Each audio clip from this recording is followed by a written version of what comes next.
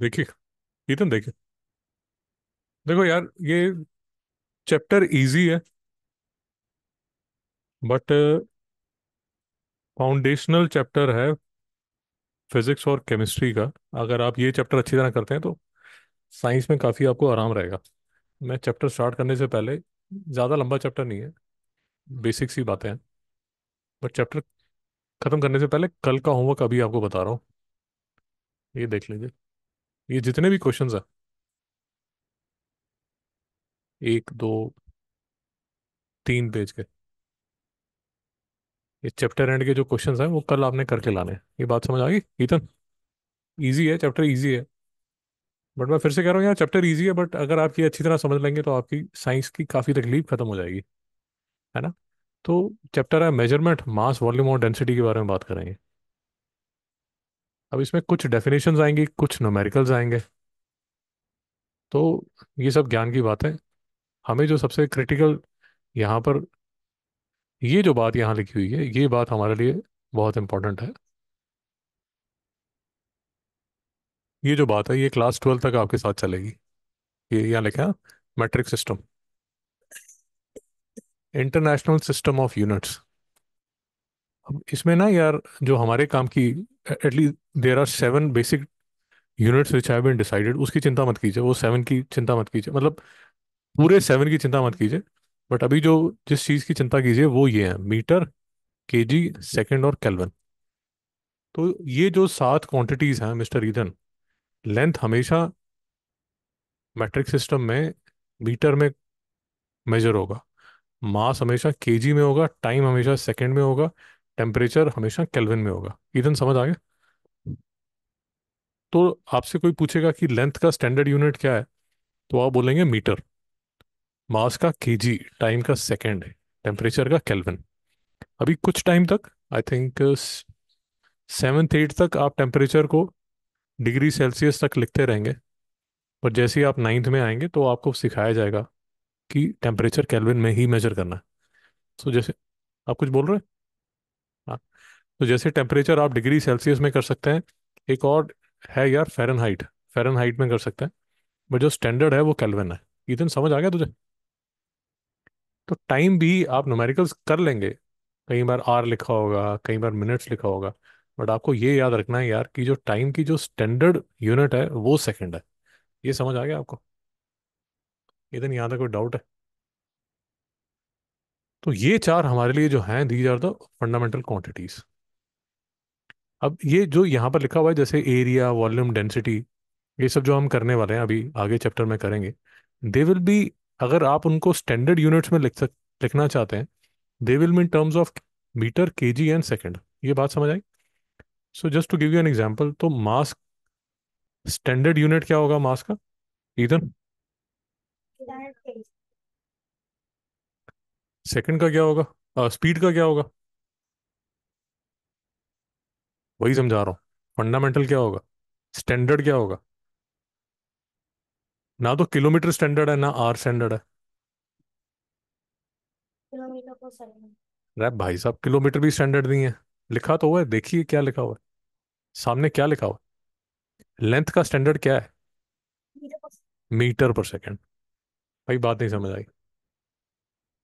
यार kilometre per hour में कर लीजिए, कोई मना नहीं कर रहा आपको, बट जब वो बोलेगा कि स्टैंडर्ड यूनिट्स में स्पीड बताइए, तो आपको किस में लिखना पड़ेगा? मिस्टर नो कंफ्यूजन है। मैं फिर से रिपीट कर रहा हूँ भाई, किलोमीटर आवर बोल सकते हैं आप, न्यूमेरिकल करेंगे किलोमीटर आवर कर दीजिए, बट अगर उसने लिखा हुआ कि मुझे स्टैंडर्ड यूनिट्स में चाहिए, तो आपको मीटर पर सेकंड में ही करना है। यही मैं आपको बताने की कोशिश, समझ पा रहे हैं क्या? सो आपकी मैडम ने न्यूमेरिकल बनाया and she says give the answer in standard units, तो किलोमीटर पर आवर में नहीं छोड़ सकते, आपको मीटर पर सेकंड में करना पड़ेगा। That is the point that I am trying to tell you. ये बात समझ आ रही है आपको?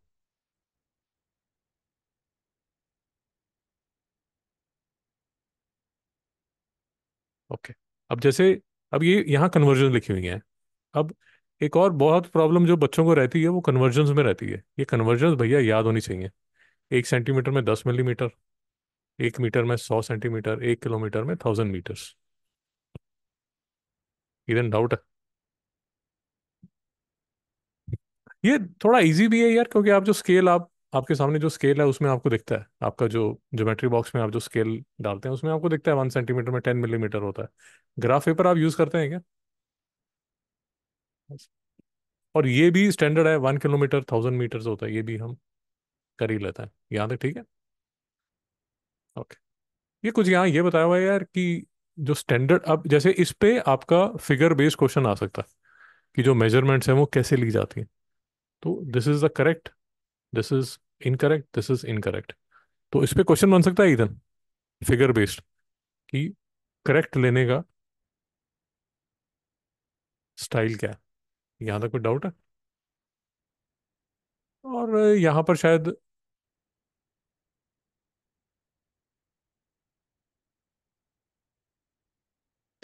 हाँ, यहाँ ये एक इम्पॉर्टेंट वर्ड है, ये कई बार, अभी तो नहीं पूछेंगे, 9th क्लास में इसमें काफी अच्छे क्वेश्चंस बनते हैं।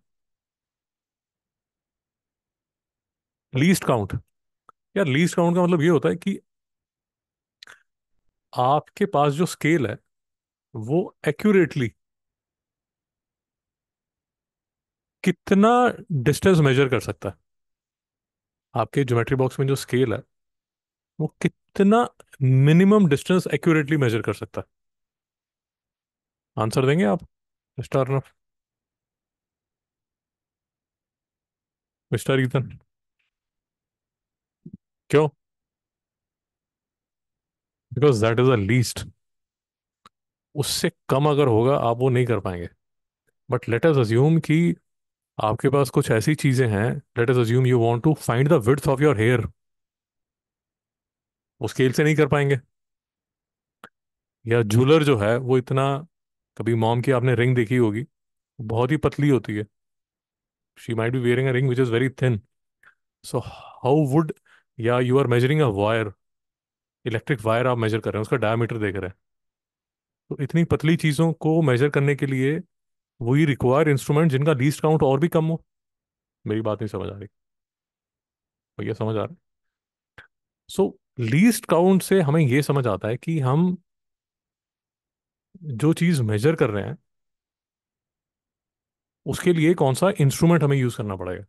तो अगर मैं आपको बोलूंगा कि थिन वायर का मुझे मेजर करना है डायमीटर, तो स्केल से काम नहीं चलेगा, you require a specialised instrument. तो लीस्ट काउंट का फायदा ये हो जाता है। यहाँ तक ठीक है? ये इंपॉर्टेंट है भैया, ये स्टार लगा दिया, इंपॉर्टेंट है।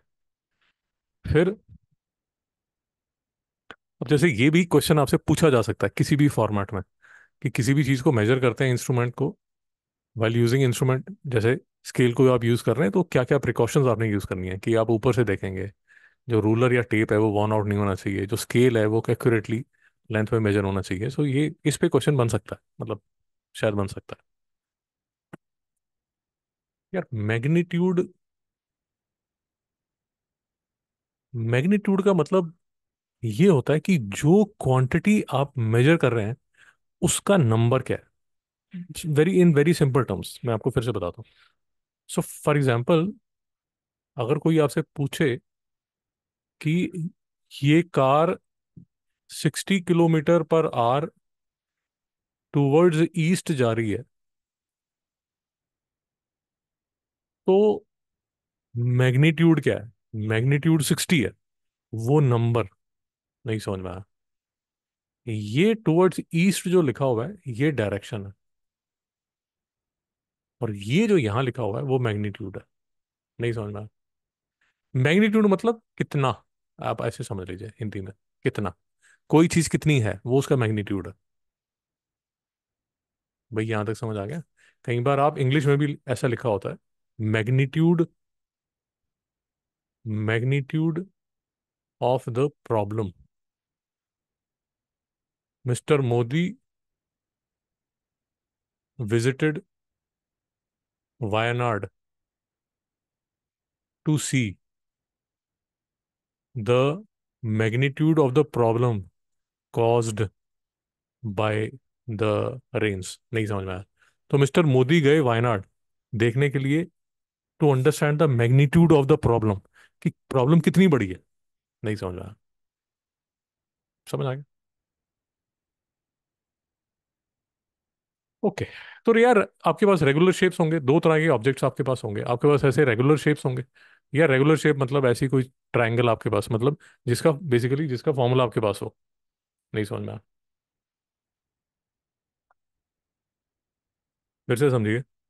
मैंने आपको एनवॉलप दिया जो स्क्वायर है, या वो रेक्टेंगल है, या वो सर्कुलर है, उसका एरिया अगर आपने निकालना है तो आपके पास फॉर्मूले हैं ना, length into breadth, length into length, pi r square.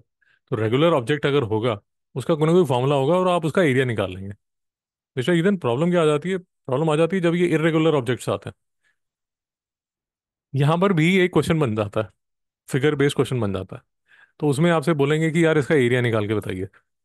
तो एरिया निकाल, अप्रोक्सीमेट एरिया निकाला जाता है, आप देख लेते हैं कि कितने उसके कंप्लीट स्क्वायर्स हैं। इस पे क्वेश्चन बन जाता है, इसको इग्नोर मत करना, ये क्वेश्चन बन जाता है एग्जाम में। तो इसमें आपने क्या देखना है, पहले तो देख लेना है कि यार कितने मेरे पास कंप्लीट स्क्वायर्स हैं। फिर अप्रोक्सीमेटली आपने देख लिया कि इनकम्प्लीट स्क्वायर्स कितने हैं। ये देखिए, एक, दो, तीन, चार, पाँच, छः लिखा है ना। Count the complete squares, count the number of incomplete squares within the outline that are more than half. जो मोर देन हाफ है, अप्रोक्सीमेट ही देखना होता है यार, उसमें थोड़ा एक दो का फर्क आ सकता है, बट मोर देन हाफ का देख लीजिए।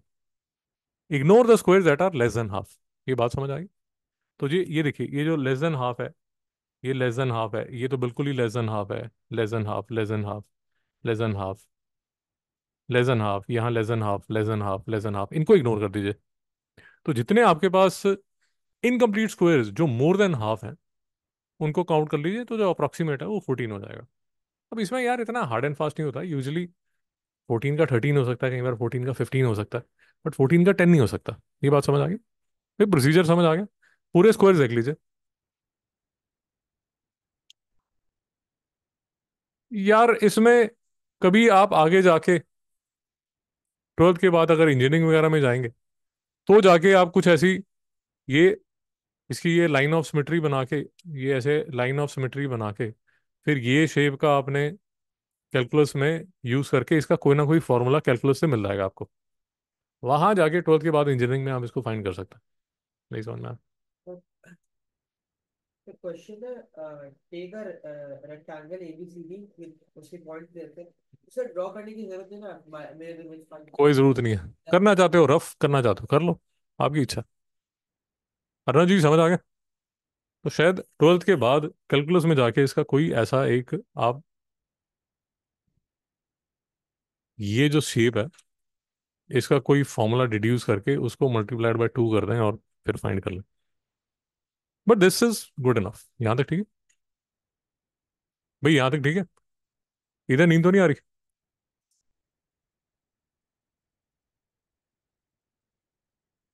थोड़ा सा बोरिंग चैप्टर है तो अकोमोडेट कीजिए। यार याद रखिए, जो एरिया होता है वो हमेशा metre square, centimetre square, kilometre square में होता है। समझ आ गया? जो वॉल्यूम्स हैं वो हमेशा metre cube, centimetre cube, kilometre cube उसमें होता है। मैं आपको एक बार फिर से बोल दूं, ये क्वेश्चन इंपॉर्टेंट है, ये वाला आ सकता है। मुझे इसलिए याद है कि मेरे बेटे के एग्जाम में वो ऐसे क्वेश्चन पूछते थे। यहाँ तक ठीक है? अच्छा। अब यार वॉल्यूम जो है, वॉल्यूम का मतलब क्या होता है? Space occupied by a body. अब इसमें भी आपके पास रेगुलर सॉलिड्स हो सकते हैं। रेगुलर सॉलिड होगा यार ऐसा जिसका कोई फॉर्मूला है आपके पास। तो फॉर एग्जांपल क्यूब है, क्यूब का फॉर्मूला आपके पास एल क्यूब है, इधर पता है नहीं पता? क्यूबॉइड है, उसका volume length into breadth into height है। सुना है नहीं सुना? सुना है नहीं सुना? नहीं सुना? तो लिख लो भाई, लिख लीजिए। Cube, volume of a cube लिख लीजिए। शाबाश, लिख लीजिए volume of a cube, volume of a cuboid. शायद मैथ्स में होगा, बट अभी तो लिख लीजिए, क्योंकि ये याद करने पड़ेंगे आपको।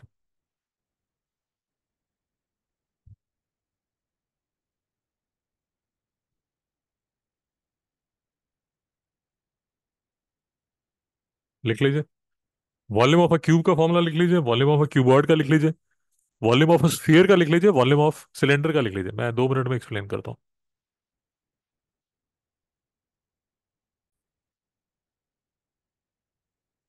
तो देखो भाई, इथन, ये याद कर लेना यार, वॉल्यूम ऑफ अ क्यूब क्या होता है? Side into side. ये वैसे आसान ही है, बिकॉज एरिया ऑफ अ वो करते हैं ना, क्यूब करते हैं, नहीं क्या करते हैं, एरिया ऑफ अ स्क्वायर करते हैं, स्क्वायर। तो वैसा ही ये नजर आता है, तो इसमें सिर्फ ये क्यूब है। यहां तक समझ आ गया? ये है वॉल्यूम ऑफ क्यूबॉइड। ये होता है यार length into breadth into height. इधर कोई डाउट है? याद रखना, या तो ये सेंटीमीटर क्यूब में होता है या मीटर क्यूब में होता है। यहां तक कोई डाउट है? अब ये यूजुअली इस पे यार सेवन्थ क्लास में क्वेश्चन पूछते नहीं है, बट लिखा हुआ है तो मैं समझा देता हूँ।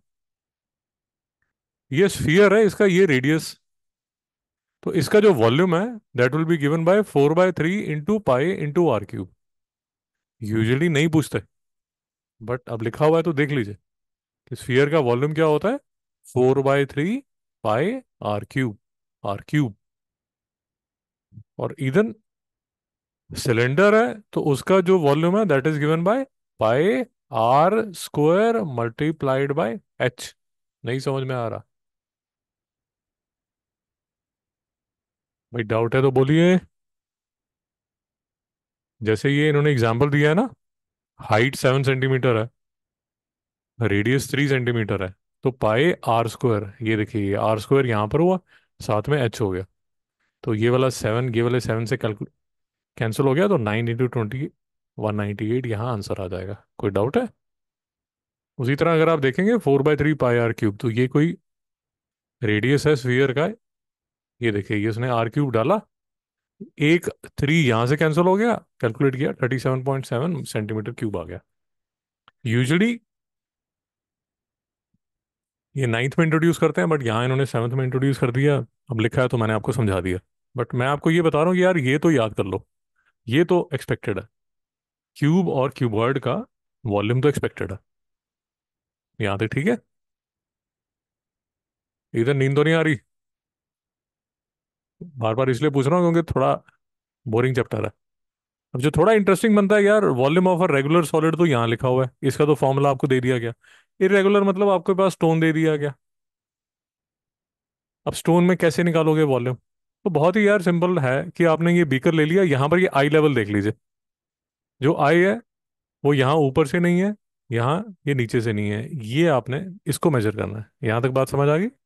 यहाँ पर भी एक क्वेश्चन बनता है कि वाटर का लेवल करने देखने के लिए कौन सा आई लेवल कहाँ पर रहना चाहिए। ये बात समझ आ गई? तो आपने बीकर लिया यार, उसमें आपने पानी डाल दिया 60 ml। जब आपने पत्थर उसके अंदर डाला तो 80 ml हो गया। तो ऑफ कोर्स जो पत्थर का वॉल्यूम है वो कितना होगा, 20 ml। नहीं समझ में आया? और 1 ml जो है, ये देखिए यहाँ कन्वर्जन लिखा हुआ है ना, ये कन्वर्जन भी आपको याद होना चाहिए। 1 ml इज इक्वल टू, ऐसे याद कर लीजिए, यहाँ से याद कर लीजिए, 1 ml is equal to 1 centimetre cube. तो 1000 ml is equal to 1000 centimetre cube is equal to 1 litre. ये बात समझ आ गई? ये कन्वर्जन याद रखिए। यहाँ तक कोई डाउट है? ये यहाँ इंपॉर्टेंट क्वेश्चन बन जाता है कि volume of a irregular solid कैसे निकालेंगे। तो बीकर ले लीजिए जिसमें पानी है, उसका लेवल नोट कर लीजिए, पत्थर डाल लीजिए या जो भी आपके पास इरेगुलर ऑब्जेक्ट है। यार इरेगुलर ऑब्जेक्ट का मतलब तो समझ आ गया ना मैं क्या बोल रहा हूँ?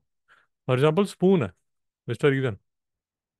अब इसका वॉल्यूम निकालना है, ये स्पून का वॉल्यूम निकालना है। वॉल्यूम मतलब volume of the metal from which it is made. कैसे निकालोगे? तो बीकर ले लीजिए, बीकर में लेवल मेजर कर लीजिए।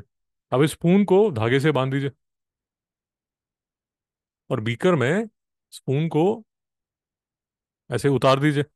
तो जितना वो लेवल बढ़ेगा उतना उस स्पून के मेटल का वॉल्यूम है। भाई इधर नहीं समझ में आया?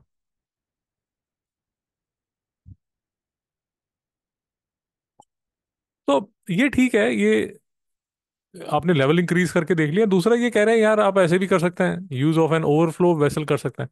इस केस में आपने वेसल लिया, वेसल को बिल्कुल यहाँ तक भरना, उसके बाद जब स्टोन डालेंगे तो जितना पानी ओवरफ्लो होगा उतना उसका वॉल्यूम होगा। These are one and the same things. जी जी जी जी जी, सेम ही चीज़ है, कोई ज़्यादा प्रॉब्लम वाली बात नहीं। यहाँ तक ठीक है भाई, इधर कोई डाउट है? अब देखिए, मैं फिर से आपको बता रहा हूँ कि यहाँ पर एक क्वेश्चन बनता है, ठीक है? स्टैंडर्ड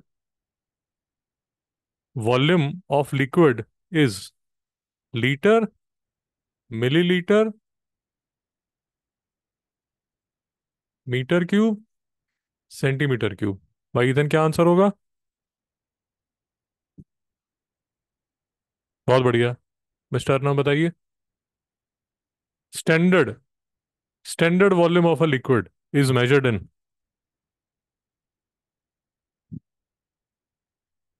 मित्रों, मीटर क्यूब होगा। क्यों मीटर क्यूब होगा? क्योंकि हमने यहाँ बात की थी ना कि आपके जो स्टैंडर्ड यूनिट्स हैं, ये देखिए यहाँ पर हमने बात ही की थी कि स्टैंडर्ड यूनिट है वो क्या क्या होंगे, मीटर, केजी, सेकंड और केल्विन। तो वॉल्यूम आप जो स्टैंडर्ड होगा वो किस में मेजर होगा? मीटर क्यूब में। भैया नहीं समझ में आ रहा? बहुत ज्यादा नींद आ रही है क्या इधर? डाउट बोल। डाउट क्या? क्या समझ ही नहीं आया बात क्या हो रही है? अरे ना, बात क्या हो रही है, हम डिस्कस क्या कर रहे हैं?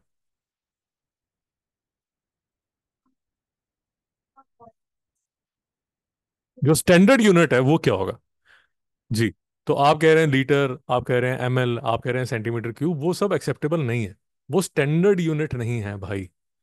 तो स्टैंडर्ड यूनिट क्या है? Metre cube. आपने एरिया मेजर करना है।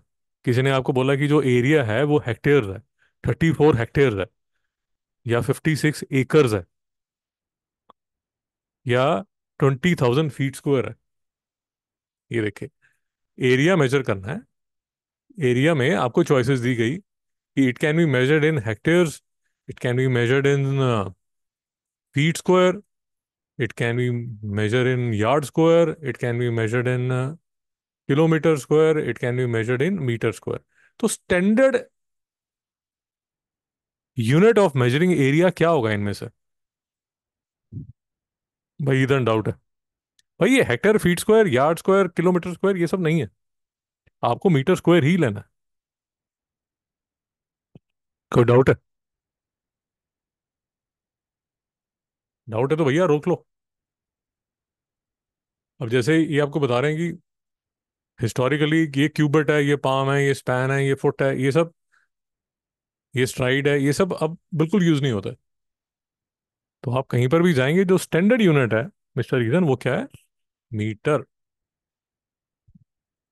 भाई यहाँ तक डाउट है तो रोकिए। तो जैसे यहाँ पर ये गैलन कहीं पर यूज हो रहा है, भाई ये गैलन, लीटर, मिलीलीटर आप यूज करिए, कोई आपको रोक नहीं रहा।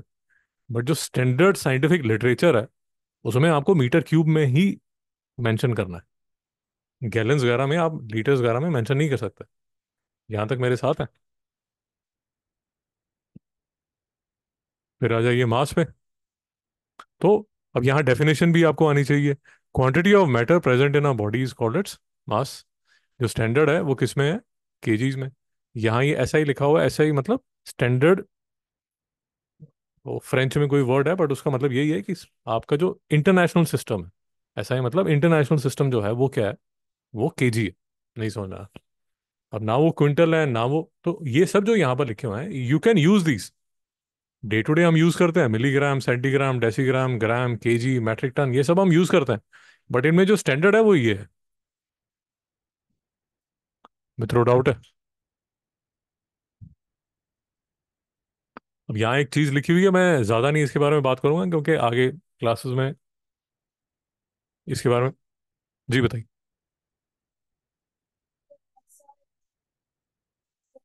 जी जी। हाँ हाँ। वो कोई इसमें कोई कंफ्यूजन की बात नहीं है यार, बहुत सिंपल है, ये देखिए। ये ऐसा ही यूनिट है। ठीक। ऐसा ही यूनिट का जो पार्ट है वो एमकेएस है। एमकेएस क्या है?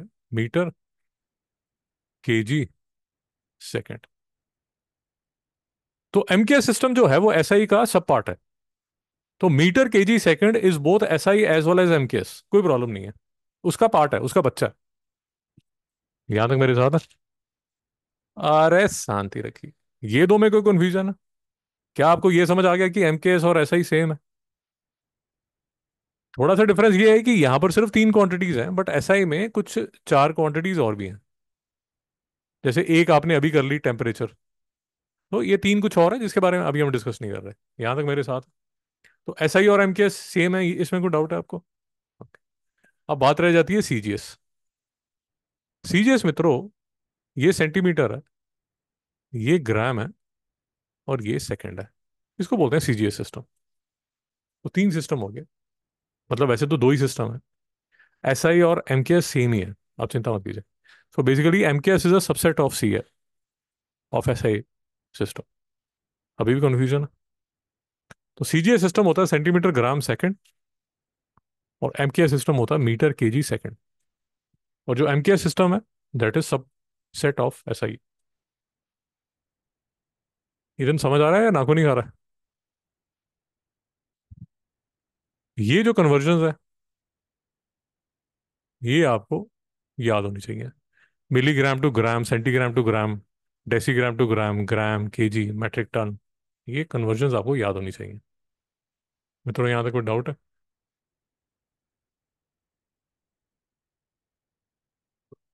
ओके। ये कभी आपने देखा है? बीम बैलेंस देखा है कभी आपने? ये कभी देखा है भाई? कहाँ देखा है? इधर तो है, अभी तो ये दिखता नहीं। मार्केट में देखा होगा। यूजुअली अगर आप ज्वेलर्स वगैरह के पास जाएंगे तो आपको ये छोटा सा उसके नजर आएगा उसमें। भाई, बॉक्स में रखा होता है, ग्लास बॉक्स में रखा होता है। ओके, यहाँ पर आती है इंपॉर्टेंट चीज, और ये आता है डेंसिटी। अब डेंसिटी का एक ये फॉर्मूला है, और ये बहुत इंपॉर्टेंट फॉर्मूला है, इस पे क्वेश्चन पूछा जाएगा। तो डेंसिटी का फॉर्मूला रट लीजिए, क्रैम कर लीजिए। मास पर यूनिट वॉल्यूम।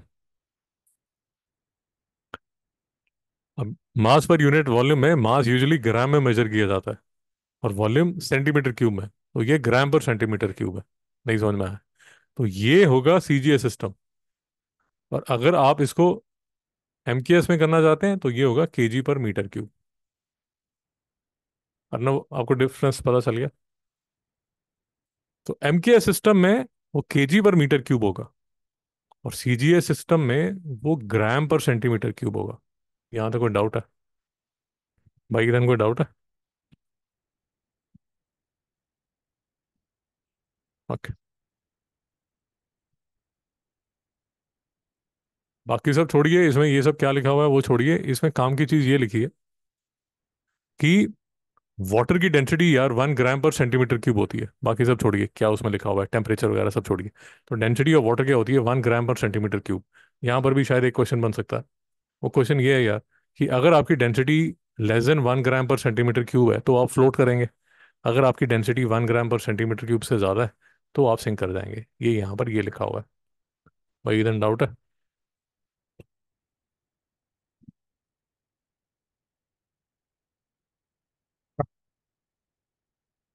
वो शायद कभी आपने वो ज्योग्राफी वगैरह में देखा होगा, डेड सी,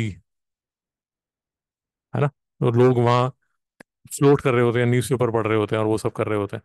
तो वहाँ due to the dissolve salts, salt dissolve है उस वाटर में बहुत ज़्यादा, डेड सी में। तो उसकी जो डेंसिटी है वो 1 से ज़्यादा ही है। नहीं समझ में आया? सो उसमें यू कैन ईजिली ले down and read a newspaper. शायद आपने फोटोग्राफ्स वगैरह भी देखी होंगी। तो उसकी डेंसिटी जो है वो ज़्यादा है। मैं आपको देख के बता देता हूँ उसकी डेंसिटी कितनी है, एक से। तो ये देखिए, ये हम अभी जो बात कर रहे थे, ये डेड सी की जो डेंसिटी है 1.24 केजी पर लीटर है। नहीं समझ में आया? तो उसकी वो जो डेंसिटी इतनी बड़ी हुई है, वो इसलिए डेंसिटी बड़ी हुई है बिकॉज उसमें डिजॉल्व सॉल्ट्स हैं। तो इसमें आप बड़े आराम से कंफर्टेबली फ्लोट कर सकते हैं। बट आपके क्लब हाउस में जो स्विमिंग पूल है, उसमें यू हैव टू छपाक छपाक थोड़ा करना पड़ेगा, बिकॉज इतना इजी नहीं है। यहाँ पर you can lay down and read newspaper. शायद ऐसे कुछ फोटोग्राफ्स भी इसमें डाली होंगी। हाँ, can we sleep on water और ये सब। ये देखिए, तो ये सब डाल के रखते हैं। इधर यहाँ तक कोई डाउट है? Okay, great. ओके। तो यार इसके प्लीज न्यूमेरिकल कर लीजिए यार। अब इसमें ना दो तरह के न्यूमेरिकल बनेंगे यार, मैं आपको यही समझा देता हूँ। ये देखिए रेगुलर सॉलिड, तो रेगुलर सॉलिड में कई बार क्या होता है, आपको ऐसा क्यूब देंगे जिसमें बोल दिया कि साइड इतनी है और वेइंग इतने हैं। तो इसमें ना डेंसिटी का जो फॉर्मूला होता है वो होता है मास अपॉन वॉल्यूम। अब यहाँ ये जो जो मास है वो उसने दिया हुआ है एक्चुअली, वहाँ वे नहीं होना चाहिए, मास होना चाहिए। तो मास उसने दे दिया 18 ग्राम, वो आपने लिख दिया। बट जो वॉल्यूम है वो आपको यहाँ कैलकुलेट करना पड़ेगा using the formula of a volume of a cube, जो कि साइड क्यूब आपको रखना पड़ेगा। इधर डाउट है तेरा? यार मैं बार बार कह रहा हूँ वॉल्यूम ऑफ अ क्यूब और वॉल्यूम ऑफ अ क्यूबॉइड, भैया ये रट लो। स्फीयर फिर भी एक बार इग्नोर कर दो, शायद नहीं आएगा। सिलेंडर भी शायद नहीं आएगा। बट क्यूब और क्यूबॉइड तो पक्का आएगा। तो उसमें आपको एक साइड दे दी, तीनों साइड दे दी, आपको खुद से वॉल्यूम निकालना है। मास आपको दिया होगा, डेंसिटी आप निकाल सकते हैं। ये बात समझ आ गई? यार ये जो बात है ये लगती है रेगुलर में। और इरेगुलर में आपको पता ही है, इरेगुलर में ऐसा होगा। इसने छोड़ा नहीं अभी तक इसको। इरेगुलर में यार ये होगा।